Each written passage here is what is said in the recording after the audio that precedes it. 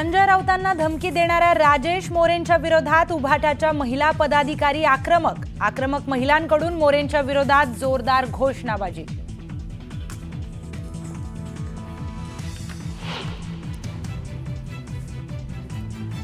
नागपुरात नवरात्र उत्सवावरून नवा वाद। गरब्यात मुस्लिमांना प्रवेश देण्यास विश्व हिंदू परिषदेचा विरोध।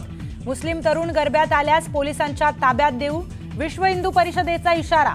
तर सर्व गरबा आयोजकांना विश्व हिंदू परिषदेचं निवेदन। गरबा नृत्य नाही, देवीला प्रसन्न करण्यासाठी गरबा खेळतो।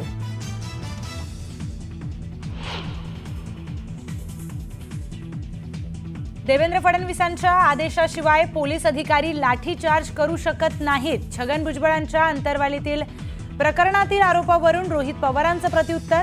तर भुजबळांचा अभ्यास कच्चा असल्याचा लगावला टोला।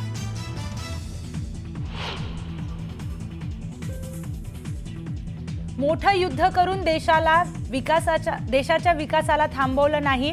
दहशतवादी हल्ल्याला चोख प्रत्युत्तर दिलं। नेटवर्क 18 ला दिलेल्या एक्सक्लुझिव्ह मुलाखतीमध्ये केंद्रीय गृहमंत्री अमित शहांचं विधान।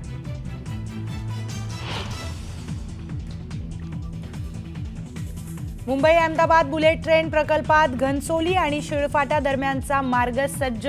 केंद्रीय रेल्वे मंत्री अश्विनी वैष्णव उपस्थित।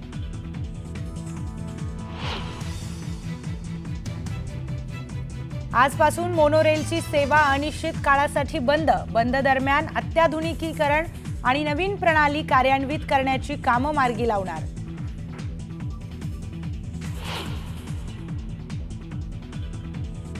कांद्याला कवडी मोल भाव मिळत असल्यानं येवल्यात शेतकरी आक्रमक। संतप्त शेतकऱ्यांकडून नाशिक छत्रपती संभाजीनगर या महामार्गावर रास्ता रोको।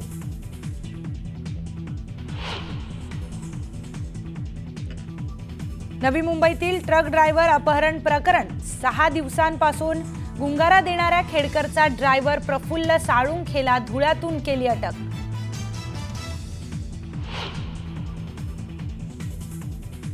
बंडू आंदेकरच्या जुगार अड्ड्यावर पोलिसांचा छापा। 7 जणांविरोधात गुन्हा दाखल। तर बँक अकाउंटही केलं सील।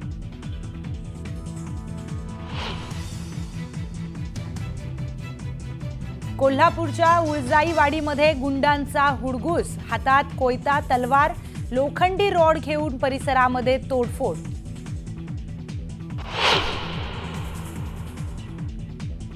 आणि युद्धबंदीच्या भूमिकेपासून माओवादी संघटनांमध्ये मतभेद। 2 दिवसाआधीची भूपती यांची भूमिका चुकीची। पुन्हा नवं परिपत्रक काढत भूमिका स्पष्ट। येवल्यातून जाणाऱ्या नाशिक ते छत्रपती संभाजीनगर महामार्गावर अपघातांची मालिका सुरू आहे। एका कंटेनरनं आणि छोट्या टेम्पोची समोरासमोर धडक झाली। या अपघातात दोघांचा जागीच मृत्यू झाला, तर 5 जण गंभीर जखमी झाले।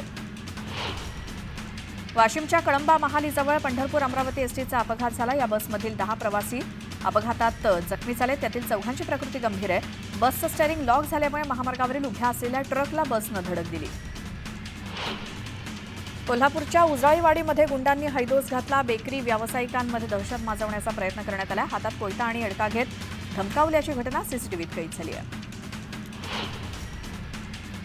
पुण्यातील आंतरराष्ट्रीय विमानतळावरती बँकॉकहून आणलेले ड्रग्ज जप्त करण्यात आले। जवळपास 2,61,00,000चं मेथॅकॅलॉन नावाचं ड्रग्ज जप्त केलं। या प्रकरणी पोलिसांनी एका आरोपीला देखील अटक केली आहे। येवला वनविभागाच्या पथकानं मनमाड रेल्वे स्थानक परिसरात सापळा रचून हरणासह अन्य वन्य प्राण्यांच्या कातडीची तस्करी करणाऱ्या 4 टोळीला अटक केली आहे। त्यांच्याकडनं प्राण्यांच्या कातडीसह अन्य वस्तू जप्त करण्यात आल्या आहेत। आयुष कोमकर खून प्रकरणामध्ये आरोपींची एकूण 27 खाती गोठवण्यात आली आहे। त्यामध्ये एकूण 50,66,199 रुपये हे गोठवण्यात आले। यापूर्वी घरझडतीमध्ये जप्त केलेल्या मालमत्तेव्यतिरिक्त ही रक्कम आहे। नाशिक मुंबई महामार्गावरील स्टेट बँक परिसरात 2 तरुणींचा धिंगाणा बघायला मिळाला। व्हिडिओमध्ये 2 तरुणी एका इसमाला मारहाण करतायत। यानंतर 2 तरुण येऊन या मुलींना समजावून घेऊन जातानाचा हा व्हिडिओ व्हायरल झाला आहे। विजयदुर्ग गिरिया इथे खोल समुद्रात नौका बुडून दुर्घटना घडली। हवामान विभागाच्या वादळी वाऱ्याच्या सूचना मिळाल्यानंतर नौका देवगड बंदरामध्ये परत येत असताना अचानक सुरू झालेल्या वादळी वाऱ्यामुळे मासेमारीसाठी गेलेली नौका बुडून अपघात झाला। यात खलाशांना वाचवण्यात यश आलंय। गोपीचंद पडळकरांनी जयंत पाटलांवरती केलेल्या टीकेच्या निषेधार्थ सांगलीच्या इस्लामपूर बंदची हाक देण्यात आली आहे। इस्लामपूर बंद ठेवत पडळकरांचा विरोध करण्यात आला. जळगावच्या धरण गावात राष्ट्रवादी शरद पवार पक्षाकडून पडळकरांच्या विरोधात निषेध आंदोलन करण्यात आलं. जयंत पाटलांवरती केलेल्या वक्तव्याच्या निषेधार्थ शरद पवार गटाचे कार्यकर्ते आक्रमक झाले. गोपीचंद पडळकर यांनी जयंत पाटलांबाबत काय वक्तव्य केलं ते पाहिलं नाही, मात्र कुठलंही वक्तव्य करत असताना माझ्यासमवेत सर्वांनी पथ्य पाळायला हवं, कुणाचं मन दुखावेल असं वक्तव्य करण्यात अर्थ नाही, असं मंत्री गुलाबराव पाटील म्हणाले. मोनोरेलची सेवा आजपासून अनिश्चित काळासाठी बंद झाली आहे. या बंद दरम्यान जुन्या मोनोरेलचं नूतनीकरण, नवीन रेक सुरू करणं आणि अत्याधुनिक सिग्नलिंग यंत्रणा बसवण्याचं काम केलं जाणार आहे. मोनोरेलमधनं दैनंदिन प्रवास करणाऱ्यांना आता पर्यायी वाहतूक व्यवस्थेचा वापर करावा लागणार आहे. अटल सेतू ते वरळी सीलिंग जोडणीसाठी उड्डाणपूल बांधण्यात येणार आहे. यासाठी एल्फिन्स्टन ब्रिज बंद केल्यामुळे पर्यायी मार्गावरील वाहतूक कोंडी टाळण्यासाठी वाहतूक पोलिसांनी मार्गात बदल केलाय. दादर पूर्वेकडील भालचंद्र मार्ग ते टिळक उड्डाणपुलाकडे युरोनियन बंगलोपर्यंत वाहनांना प्रवेशबंदी असणार आहे. तर गुरुवारी रात्रीपासून ते दिनांक 17 ऑक्टोबरपर्यंत हे आदेश लागू असतील. मध्य रेल्वेच्या ठाणे आणि कल्याण स्थानकादरम्यान अप आणि डाऊन जलद मार्गावरती मेगा ब्लॉक घेण्यात येणार आहे. हा ब्लॉक रविवारी सकाळी 10:40 पासून ते दुपारी 3:40 या 5 तासांच्या कालावधीत घेण्यात येईल. ब्लॉक कालावधीत सीएसएमटी ते कल्याण दरम्यानच्या लोकल, ठाणे ते कल्याण दरम्यान धीम्या मार्गावरून वळवण्यात येतील. यंदा मुंबई महानगरपालिकेकडून कामगारांना बोनसची रक्कम 500 ते 1,000 रुपयांना वाढवली जाण्याची शक्यता आहे. मात्र कामगार संघटनेनं तब्बल 20% म्हणजेच प्रत्येक कर्मचाऱ्याला सरासरी 66,000 रुपये बोनस देण्याची मागणी केली आहे. 1.5 वर्षापूर्वी लोकार्पण झालेल्या अटल सेतूवरती खड्डे पडल्यामुळे कंत्राटदाराला 1 कोटींचा दंड आकारण्यात आलाय. तसंच दोषदायित्व कालावधी 1 वर्षानं वाढवण्यात आलाय. पुढील 5 दिवसात रस्त्याचा पृष्ठभाग दुरुस्त करण्याचे निर्देश कंत्राटदाराला देण्यात आले. स्टील महाकुंभ कार्यक्रमात राज्य सरकारच्या उद्योग विभागाकडून 9 कंपन्यांशी 80,962 कोटी रुपयांचे सामंजस्य करार मुख्यमंत्री देवेंद्र फडणवीस आणि नवकरणीय ऊर्जा मंत्री प्रल्हाद जोशी यांच्या उपस्थितीत करण्यात आले. या करारामुळे राज्यात 40,000हून अधिक रोजगार निर्मिती होणार आहे.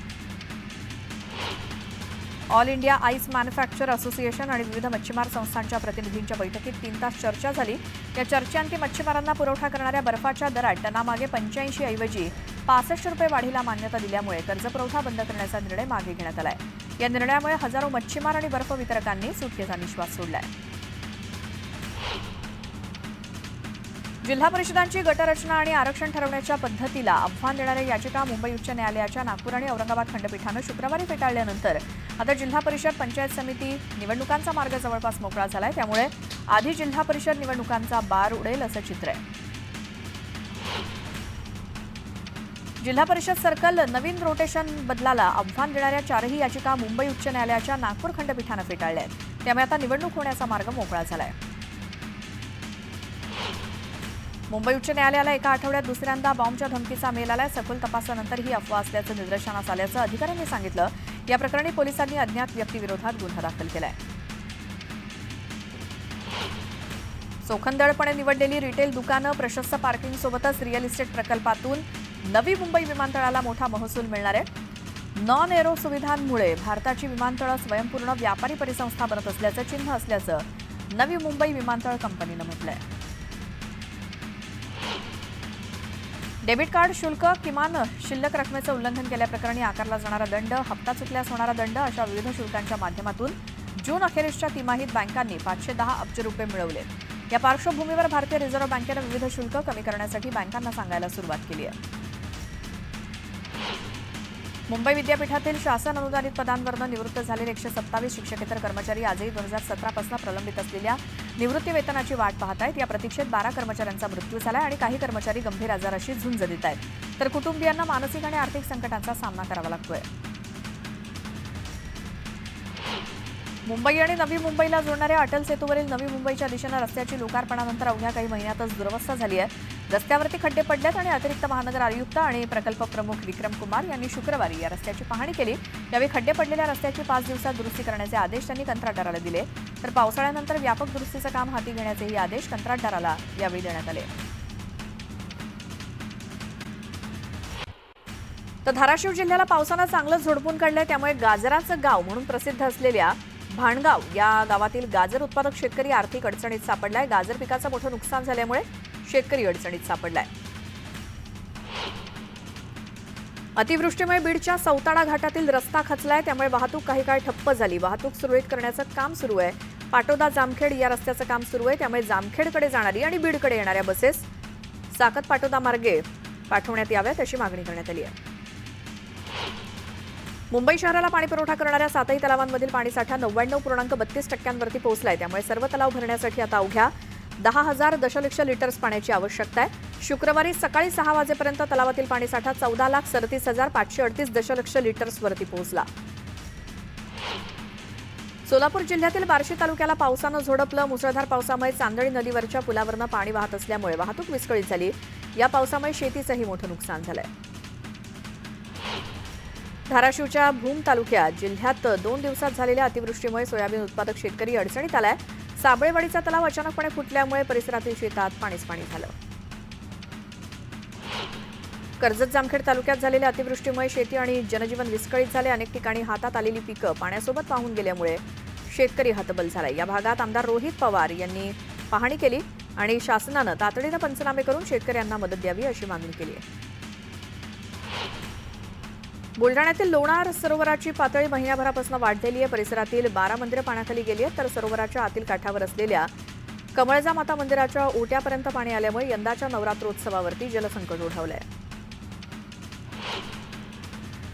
सप्टेंबरच्या पहिल्या आठवड्यापासून सुरू असलेल्या अतिवृष्टीमुळे राज्यातील बळीराजाच्या तोंडचं पाणी पळालंय. या पावसानं राज्यभरात पिकांचं मोठं नुकसान झालंय. कोरड्या दुष्काळाचा सातत्यानं सामना करत असलेल्या मराठवाड्यात यंदा ओल्या दुष्काळाचं संकट गडद झालंय आणि विदर्भातील 7 लाख हेक्टरला याचा फटका बसलाय, तर पश्चिम महाराष्ट्र आणि उत्तर महाराष्ट्रात फळबागांचं मोठं नुकसान झालंय.